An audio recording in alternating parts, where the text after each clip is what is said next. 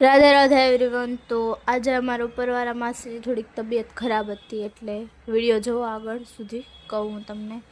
Exam દઈને ઘરે આવી, શેરીમાં ડેકોરેશન થઈ ગયું હતું નવરાત્રિનું સોસાયટીમાં, એટલે મોજ જ છે હમણાં તો રમવાની ને એની।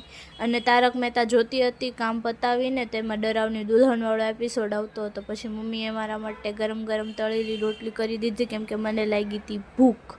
પછી ઉપરવાળા દીદીને મેગી ખાવી હતું, તેમના હાટું મેગી લઈ આવ્યા, અને ચીઝવાળી મેગી થોડીક મને પણ આપી હતી, કેમ કે મારે ટેસ્ટ કરવી હતી એમના હાથની બનાવેલી।